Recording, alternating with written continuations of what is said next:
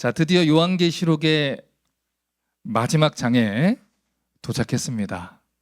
개인적으로는 다니엘에 이어서 요한계시록까지 오는 과정이 아주 거칠었었는데 하나님께서 이 요한계시록 22장 말씀을 통해서 우리에게 말씀하시는 것이 어떤 내용인지를 좀 오늘 정리를 잘 했으면 좋겠습니다.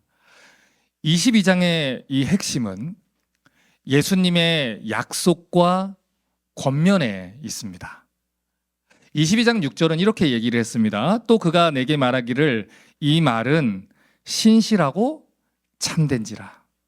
주 선지자들의 영의 하나님이 그의 종들에게 반드시 속히 되어질 일을 보이시려고 그의 천사를 보내셨도다. 자, 오늘 성경이 마지막으로 당부하는 말씀이 무엇입니까?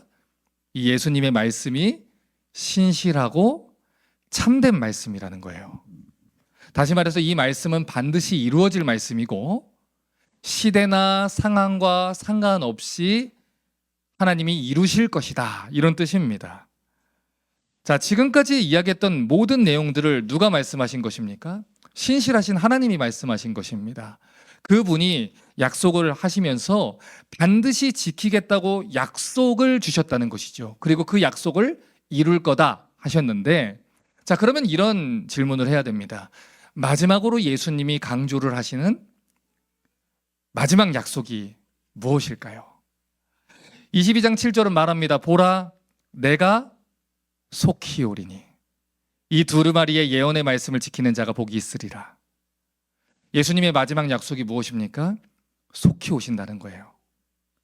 그러니까 이 성경에 기록된 말씀대로 신앙생활을 하라는 겁니다. 22장 12절에도 똑같은 약속이 두 번째로 기록되어 있죠. 보라, 내가 속히 오리니. 우리 나엘이 보세요. 우리 예수님 얼마나 기다리는지. 내가 줄 상이 내게 있어 각 사람에게 그가 행한 대로 갚아 주리라. 반복해서 약속합니다. 첫 번째, 예수님이 속히 오실 것이다. 두 번째, 각 사람이 행한 대로 갚아줄 것이다. 그러니까 너희는 걱정하지 말고 하나님이 너희에게 주신 신앙생활을 하라, 이것입니다. 22장 10절을 보면 또 말합니다. 22장 20절을 또 봅니다. 이것들을 증언하신 이가 이르시되 내가 진실로 속히 오리라 하시거늘 아멘 주 예수여 오시옵소서. 자, 세 번째로 같은 약속을 주셨어요. 무슨 약속입니까? 속히 오신다. 내가 속히 올 것이다. 속히 오겠다. 반복해서 세 번의 말씀을 주십니다. 그러니까 우리 성도들이 이 말씀을 붙잡고 신앙생활을 하라는 거예요. 그런 예수님이 22장 10절에 뭐라고 또 권면합니까? 또 내게 말하되 이 두루마리의 예언의 말씀을 봉인하지 말아라. 셋업하지 말아라. 때가 가깝다, 이거예요. 여러분, 우리가 이 계시록 말씀을 처음 읽을 때 이 계시록의 말씀을 사도 요한한테 보여주시고 또 기록하게 하신 이유가 무엇이라고 했습니까? 계시록 1장 1절에 얘기를 했습니다. 예수 그리스도의 계시라. 이는 하나님이 그에게 주사 반드시 속히 일어날 일들을 그 종들에게 보이시려고 그의 천사를 그 종 요한에게 보내어 알게 하신 것이다. 자, 그러니까 처음에 이 계시록 설교를 시작할 때도 말씀을 드렸지만 이 계시록 말씀은요, 기본적으로 계시, 눈을 열어서 보여주는 목적이 있다는 거예요. 아무리 이 말씀이 부담스럽고요, 또 무섭게 느껴지더라도 이 계시록의 말씀을 주신 목적 자체가 드러내서 알려주는 데 있기 때문에 절대로 이 말씀을 임봉하고 감춰서는 안 된다라는 것입니다. 여러분, 다른 성경들은요, 이렇게까지 얘기한 성경이 없어요. 그런데 성경의 마지막이기 때문에 예수님께서 당부를 하시는 거예요. 주님 오실 날이 다가왔어요. 그러니까 교회는 복음의 심판의 메시지에, 회개하라는 메시지에, 주님 다시 오신다는 메시지에 물을 타서는 안 됩니다. 하나님 주신 말씀 그대로 선포를 해서 성도들이 주님 오실 것을 항상 의식을 하고 오늘 오실 수 있다. 내일 오실 수도 있다. 주님이 당장 지금 오실 수도 있다. 그럴 때 내가 주님 앞에서 정결한 신부로 신앙생활할 수 있도록 가르쳐 주어야 된다는 거예요. 여러분, 지금까지 배운 계시록의 내용이 어려웠습니까? 이 계시록의 내용이 이해하기에 불가능한 말씀이었나요? 여러분, 때때로 다루기에 조금 어색하거나 2000년 전의 말씀이라 또 상징적인 표현이 있어서 익숙하지 않을 수는 있습니다. 그러나 우리가 43강 동안 이 계시록을 보면서 다 동의하는 내용이 있어요. 이것은 해석할 수 없는 말씀도 아니고 감춰서도 안 된다라는 것입니다. 그래서 교회에게 사명을 주시는 거예요. 성도들에게, 목회자들한테 사명을 주시는 거예요. 이 말씀을 성도들한테 가르쳐라. 이 시대에게 선포해야 된다. 이 얘기입니다. 자, 그런데 계시록 22장 11절을 보면요, 마치 찬물을 끼얹을 것 같은 그런 말씀을 또 하세요. 불의를 행하는 자는 그대로 불의를 행하고, 더러운 자는 그대로 더럽고, 의로운 자는 그대로 의를 행하고, 거룩한 자는 그대로 거룩하게 하라, 이 얘기예요. 여러분, 이 말씀이 무슨 뜻입니까? 우리가 계시록 말씀을 전할 때 어떤 심정으로 전하겠어요? 여러분, 제가 5년 동안 이 강단에서 하나님 말씀 전할 때 어떤 마음으로 전했겠습니까? 이 말씀을 듣고 한 사람이라도 더 회개하기를, 한 사람이라도 하나님 말씀 듣고 돌이키기를 바라서 이 말씀을 가지고 외쳤던 것이죠. 그런데 성경은요, 우리가 그 말씀을 외쳐도 5년 동안 10년 동안 가르쳐도 불의를 행하는 자들은 그대로 불의를 행한다는 거예요. 여러분, 하나님께서 에스겔을 선지자로 부르셨습니다. 그리고 그에게 하나님 말씀을 선포하라고 했습니다. 그런데 하나님이 덧붙여서 뭐라고 얘기를 했습니까? 그들이 듣지 않을 것이다. 네가 아무리 설교를 해도, 아무리 성경 공부를 인도를 해도, 어른 성경학교를 5년 동안 진행을 해도, 수많은 세미나를 하고 일주일에 7번씩 강의를 해도 듣지 않을 것이다. 하나님, 그러면 이거 왜 해야 됩니까? 어차피 불의를 행할 것이고, 예수님이 오셔도 그들이 예수님을 죽이고 악을 행했다면 도대체 왜 나에게 이 말씀을 전하라 하십니까? 하나님은 에스겔에게 이렇게 얘기하세요.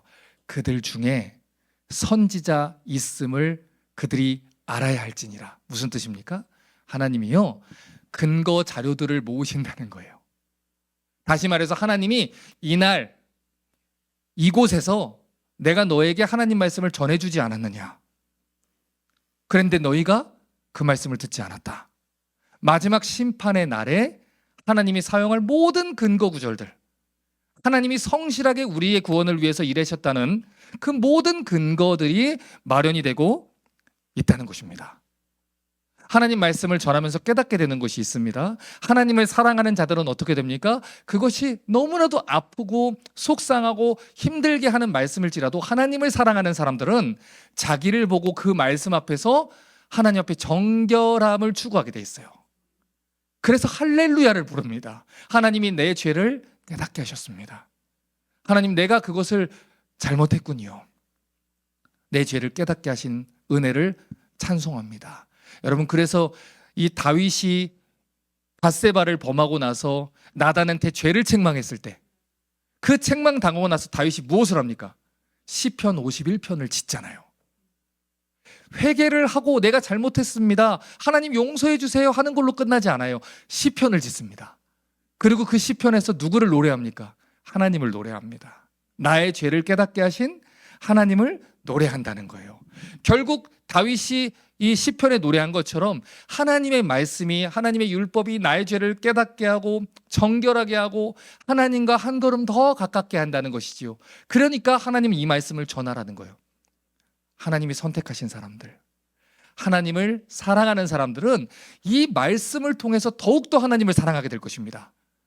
그러니 하나님 말씀을 끝까지 듣지 않는 사람들한테 초점을 맞춰서 낙심하거나 그걸로 인해서 하나님 말씀을 전하는 일을 중지해서는 안 된다라는 거예요. 그러니 마음을 어떻게 먹으라고요? 적게 먹으라고요. 단단하게 먹으라고요. 여러분이 이 말씀을 여러분 주변에 있는 사람들한테 수없이 전하고 가르쳐도 그들은 그들의 본성대로 행할 것이라는 거예요. 그러나 그럴지라도 열매를 맺게 하시는 분은 누구예요? 하나님이세요. 그건 하나님께 맡기라는 거예요. 우리는 씨만 뿌리는 겁니다. 우리 리스타트 교회가 가지고 있는 설립 이념이 뭡니까? 우리가 세워진 이유가 뭡니까? 달라스에서 제일 큰 교회가 되기 위해서 세워졌나요? 처음부터 분명하게 말씀을 드렸습니다. 66권 하나님의 말씀을 가감없이 선포합니다. 이것이 우리 교회의 설립 이념이에요.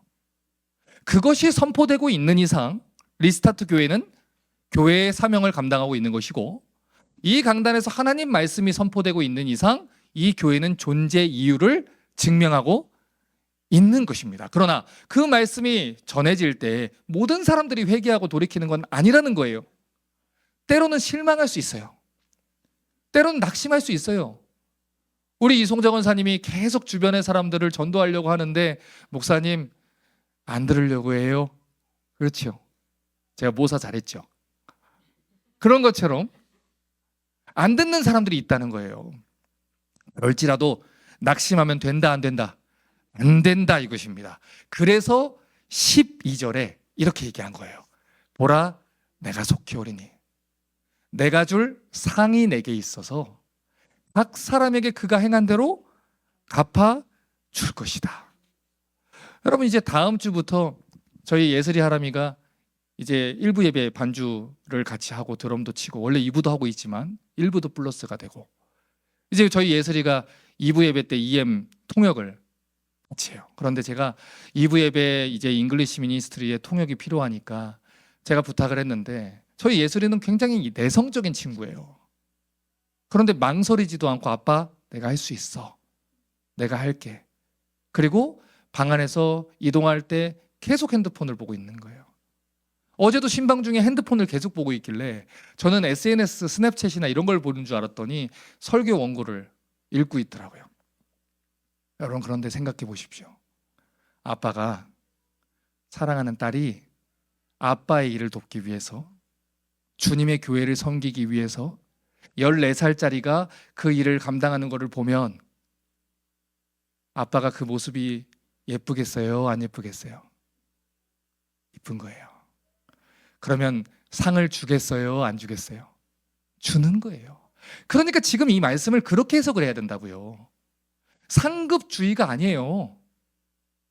아빠의 교회, 하나님의 교회, 하나님의 일을 사랑하는 그 딸을 귀하게 여기고 그 마음을 알아서 하나님이 상 주겠다라는 걸 우리의 눈높이에 맞춰서 그렇게 설명을 해주시는 것입니다.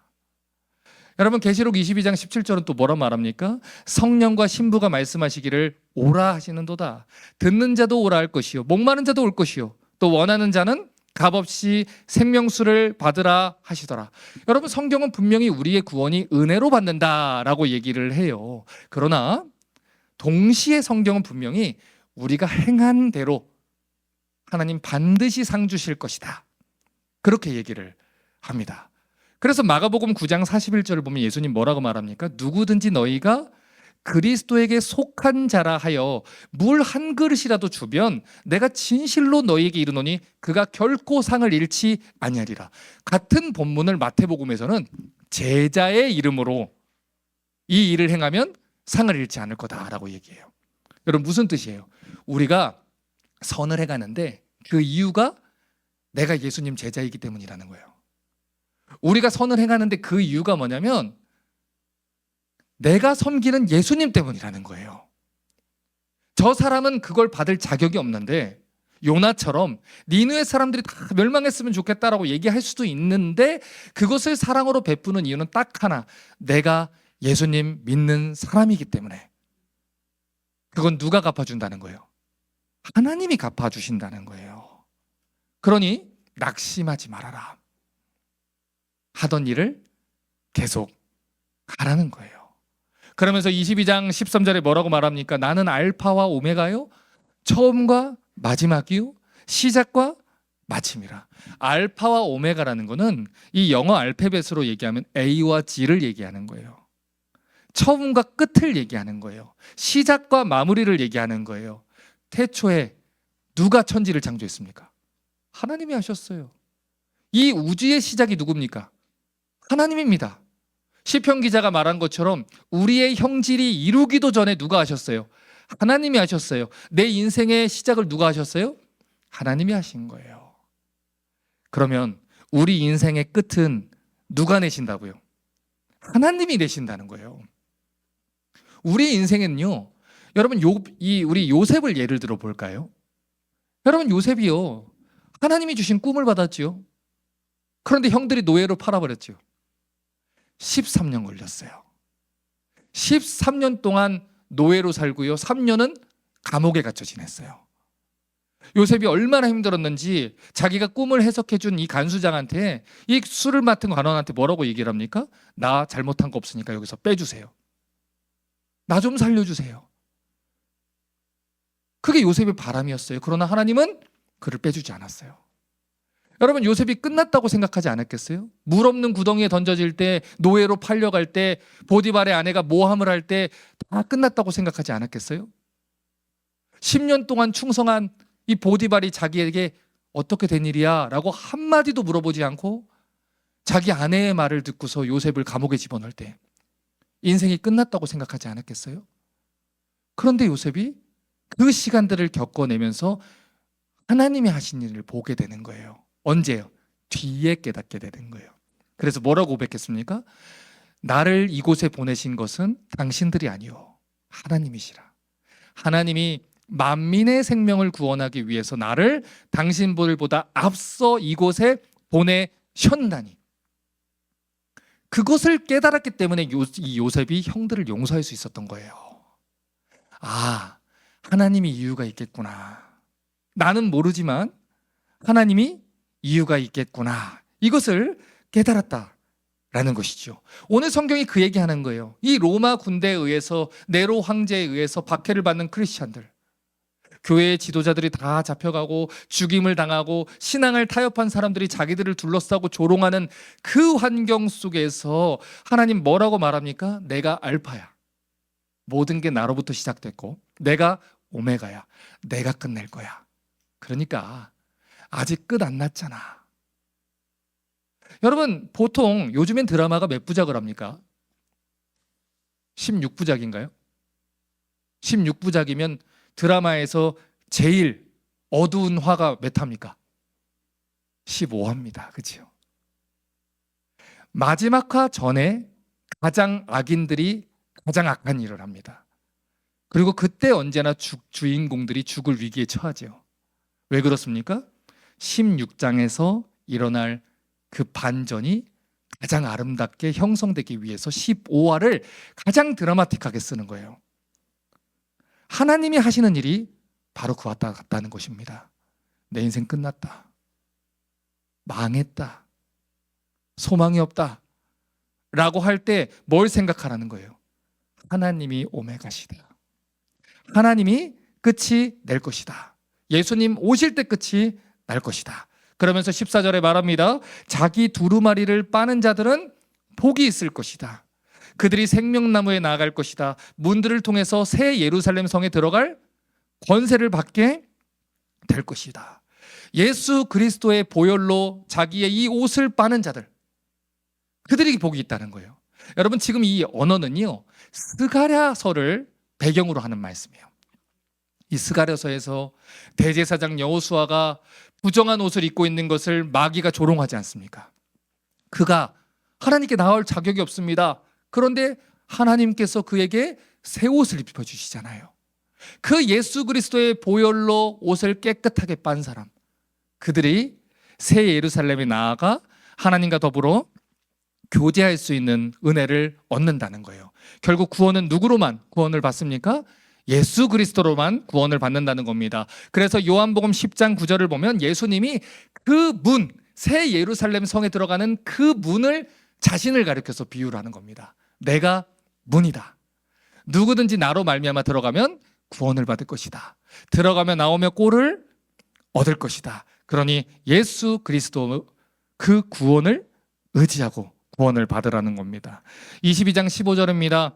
배들과 점술가들과 음행하는 자들과 살인자들과 우상 숭배자들과 및 거짓말을 좋아하며 지어내는 자는 다 성 밖에 있을 것이다.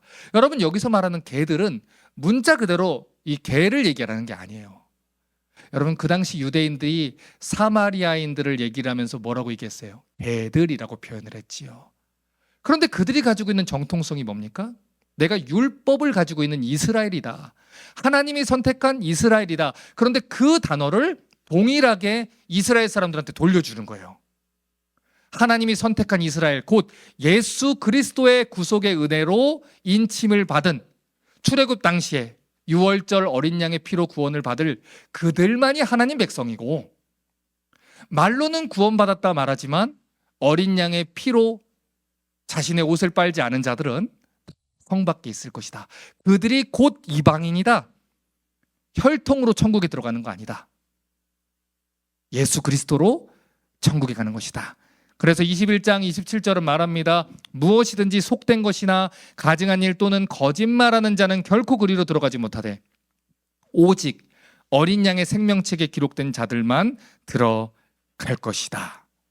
그러니 예수님만 믿으라는 거예요. 성경이 말하는 대로 믿으라는 것입니다. 계시록 22장 16절 계속해서 봅니다. 나 예수는 교회들을 위해 내 사자를 보내어 이것들을 너희에게 증언하게 했노라. 나는 다윗의 뿌리요 자손이니 광명한 새벽별이라. 지금 예수님이 누구를 위해서 이 계시록 말씀을 주셨다고 합니까? 교회들을 위해서 주셨다라고 얘기를 해요. 그 당시 핍박 가운데 있었던 교회들을 위해서 당신의 천사를 보내서 이 말씀을 주셨다는 것이죠. 여러분, 그런데요, 이 에베소서 5장 25절을 보면요, 아주 놀라운 기록이 나와요. 남편들아, 아내 사랑하기를 그리스도께서 교회를 사랑하시고 그 교회를 위해서 자신을 주신같이 하라, 이렇게 얘기를 합니다. 여러분, 우리가 남편과 아내에 대해서 포커스를 두다 보니까 이 뒤에 말씀의 무게를 놓치는 경우가 많아요.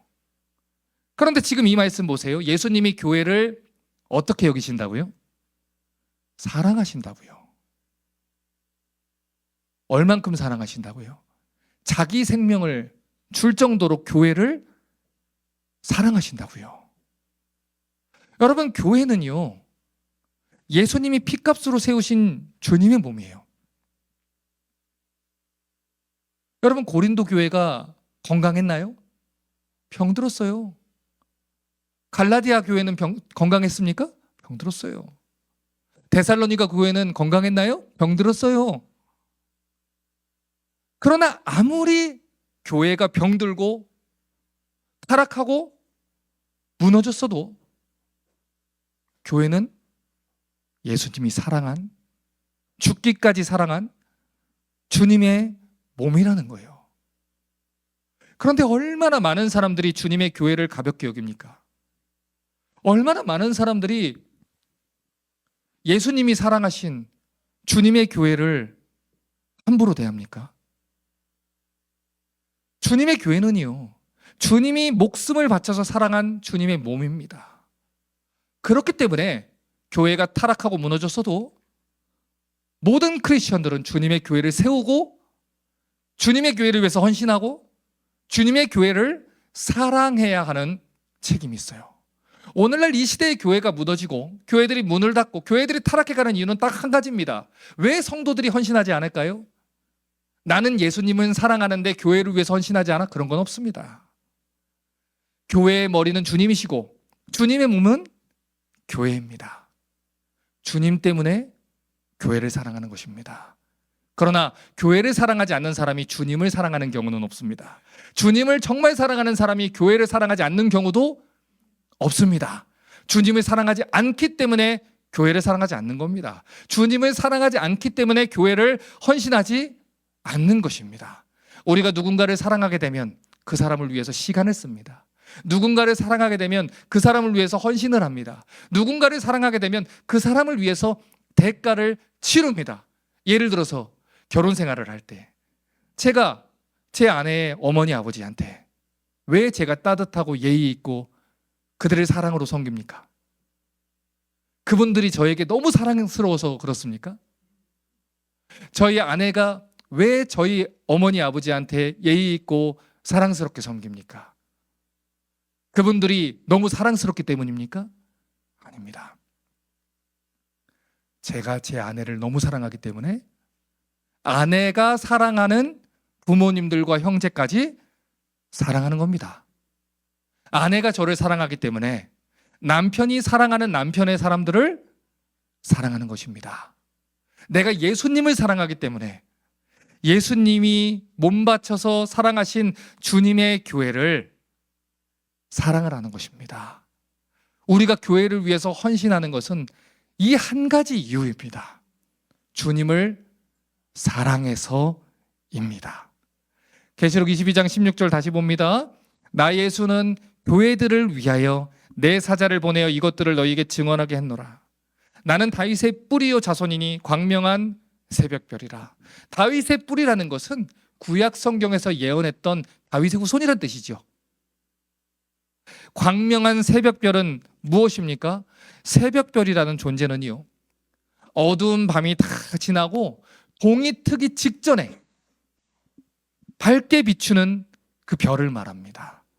그래서 그 당시 이스라엘 사람들은요, 새벽별이 비친다라는 뜻은 어둠이 물러가고 이제 동이 튼다, 환한 태양이 뜬다, 아침이 올 것이다, 이것을 얘기를 하는 거예요. 그러니 예수님께서 새벽별이다라고 얘기하는 것은 이 어두운 모든 세상 속에 우리 주님께서 빛으로 임할 것이다, 소망이 있을 것이다, 그것을 얘기하는 것입니다. 그리고 22장 17절에 뭐라고 말합니까? 성령과 신부가 말씀하시기를 오라 하시는도다. 듣는 자도 오라, 목마른 자도 올 것이요, 원하는 자는 값없이 생명수를 받으라. 복음의 초청이 다시 한번 울려 퍼집니다. 누구든지 와서 이 복음 듣고 회개하면 생명수를 받는다는 거예요. 누구든지 예수님 믿으면 하나님이 과거를 묻지 않습니다. 누구든지 예수님 믿으면 구원받습니다. 이 마지막 복음의 메시지를 성경의 마지막에 다시 한번 선포하는 거예요. 여러분, 그래서 계시록이라는 이 성경을 오해하시면 안 돼요. 많은 사람들이 계시록을 심판의 책으로만 오해를 합니다. 그렇지 않아요. 이 계시록은 이 심판의 메시지를 통해서 더욱더 분명하게 복음을 전하는 복음의 책입니다.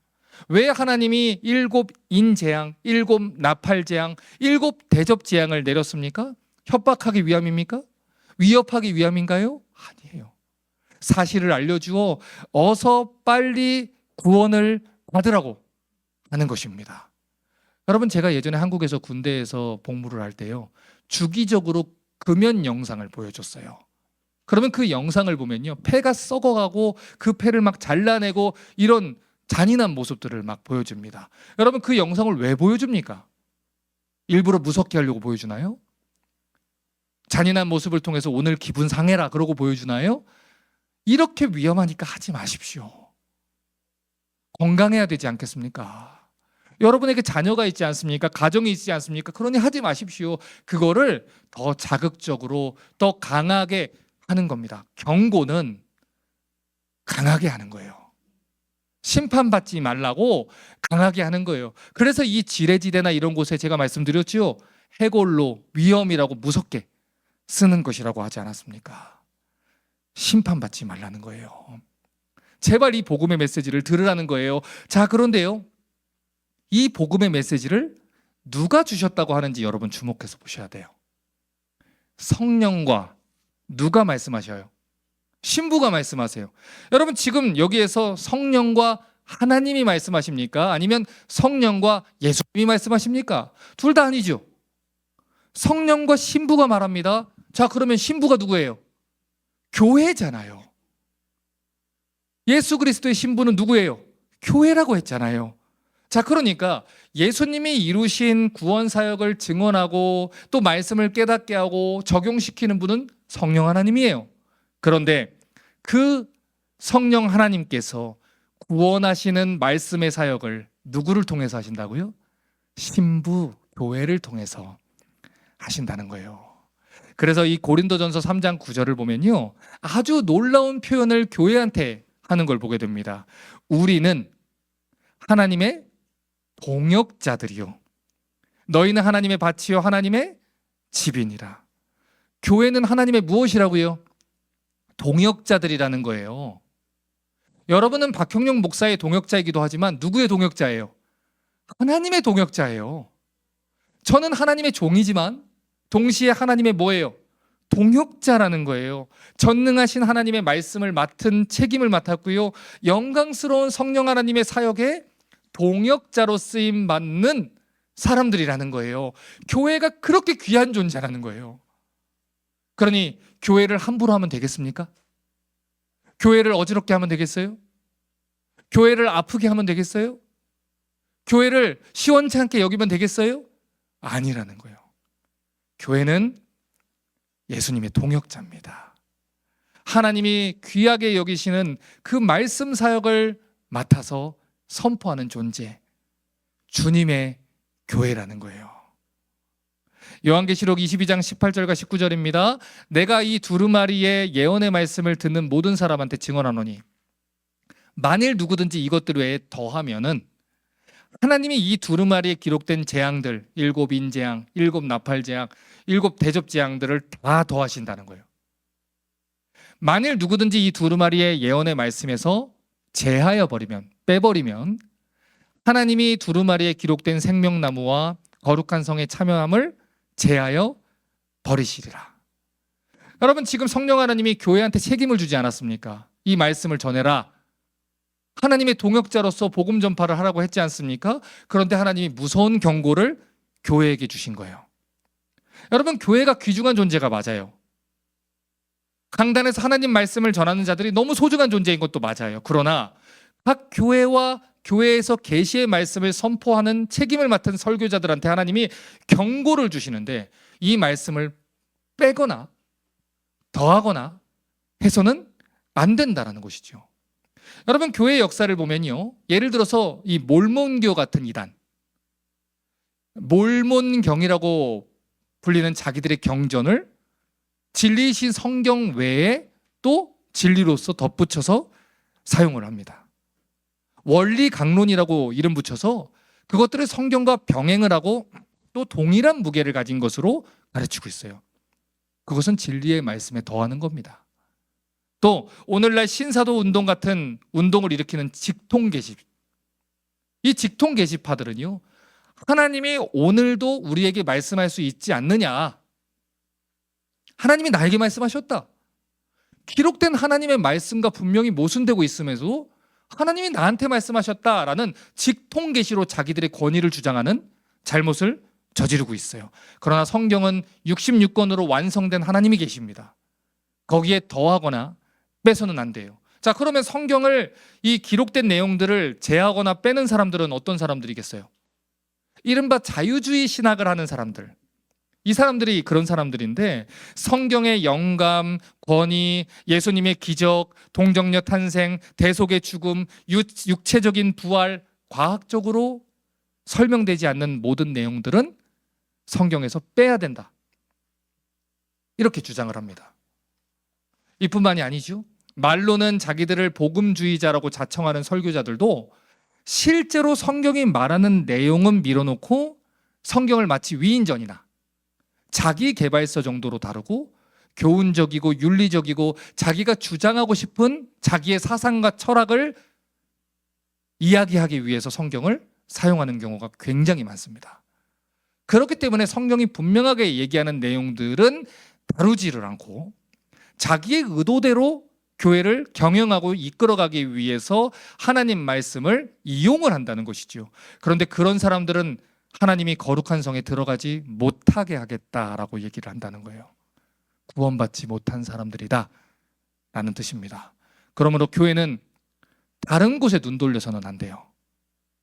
성령 하나님과 더불어서 예수님이 주신 이 계시의 말씀인 66권 성경 말씀을 온 세상에 선포하는데 온 힘을 기울여야 하는 것, 그것이 교회가 해야 되는 일입니다.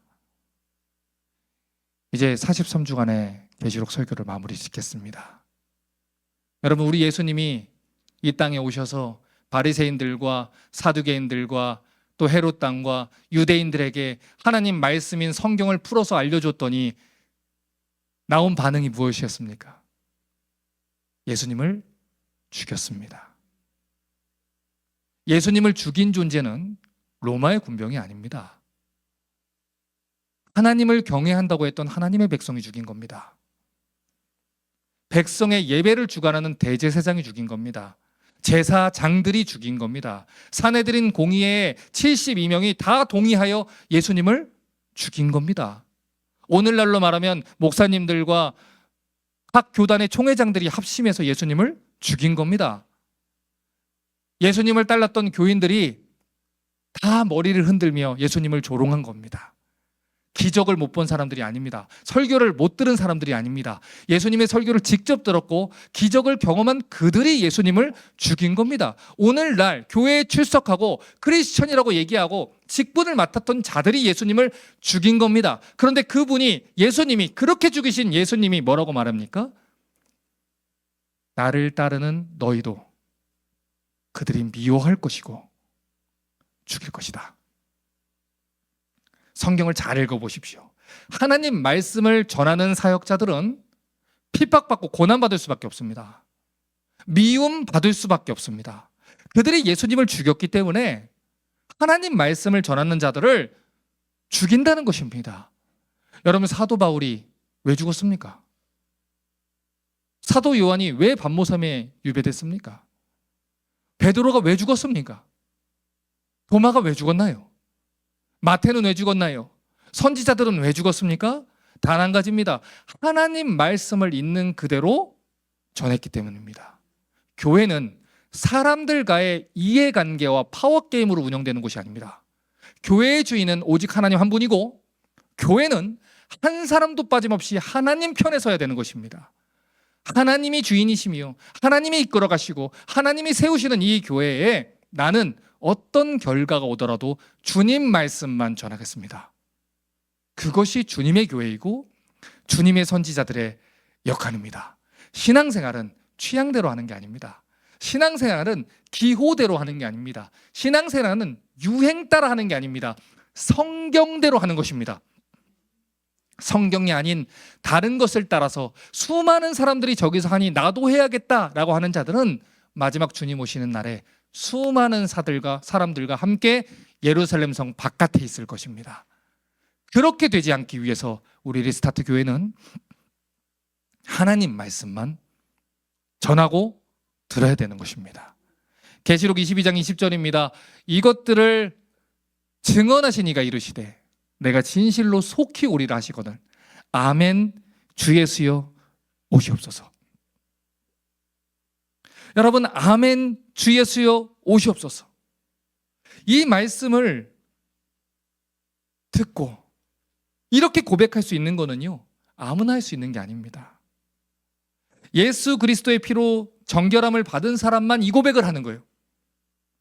오늘날 구원받지 못한 사람들이 얼마나 쉽게 주님 오셨으면 좋겠다라고 얘기하는지 모릅니다.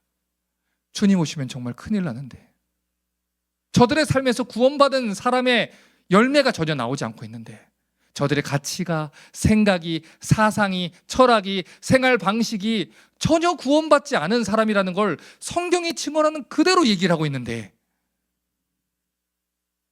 군중 속에 숨어서 주님 오시옵소서 라고 외치고 있다는 것입니다. 이것이 얼마나 무서운 일입니까? 그래서 이 요한계시록 마지막이 무엇으로 끝났는지 보십시오. 주 예수의 무엇이? 은혜가 모든 자들에게 있을지어다. 아멘. 은혜로 끝납니다. 은혜가 우리에게 있기를 구하면서 끝이 납니다. 여러분, 왜 그렇습니까? 하나님의 은혜가 없으면 우리는 우리 자신의 모습을 보지 못합니다. 하나님의 은혜가 없으면 바로는 완악하여 끝까지 하나님을 대적하게 되어 있습니다. 하나님의 은혜가 없으면 우리는 우리가 잘하는 줄 알고 우리가 하나님 앞에서 어떤 짓을 하고 있는지 모른 채로 살아가게 되어 있습니다. 하나님의 은혜가 없으면 우리는 언제든지 가룟 유다가 될 수 있고, 하나님의 은혜가 없으면 우리는 세상을 사랑해서 교회를 등진 대마가 될 수 있습니다. 하나님의 은혜가 없으면 우리는 선교지에서 이탈해버린 마가처럼 될 수 있는 것이고, 하나님의 은혜가 부어지면 하나님의 은혜로 다시 마가복음을 쓰는 마가가 될 수도 있는 것입니다.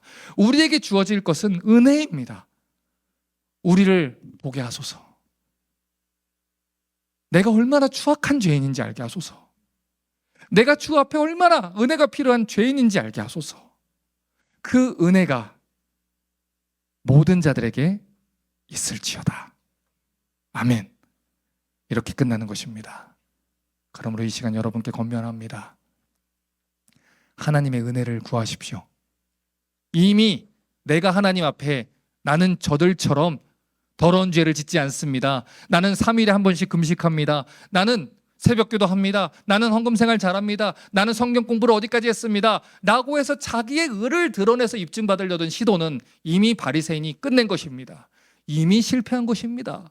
우리는 하나님의 은혜가 필요합니다. 주여 나를 떠나소서, 나는 죄인이로소이다. 오직 그자만 구원을 받는 것입니다. 삶이 변하지 않습니까? 우리는 은혜가 필요합니다. 나를 돌이키소서. 나에게 선한 동기를 주소서. 내가 주님을 사랑하게 하소서. 주님의 교회를 위하게 하소서. 위선을 버리게 하소서. 주님 앞에 정직하게 서게 하소서. 하나님 말씀이 들리게 하소서. 변화되게 하소서. 오늘날 특별히 하나님 말씀이 전해지지 않는 이 암흑가와 같은 이 시대 속에서 주님의 교회를 남겨주셔서 하나님의 말씀이 전해진 이 세대 속에서도 내가 이렇게 완악하게 사는데 나중에 내 자녀들은 그들의 죄를 회개할 수 있겠습니까? 하나님 교회를 불쌍하게 여기소서. 주님이 직접 오셨어도 그들이 예수님을 못 박았는데 내 자녀들은 이 타락한 교회 가운데 주님 말씀 들을 수 있겠습니까? 주님의 교회를 불쌍히 여기소서. 우리에게 은혜를 베풀어 주시옵소서.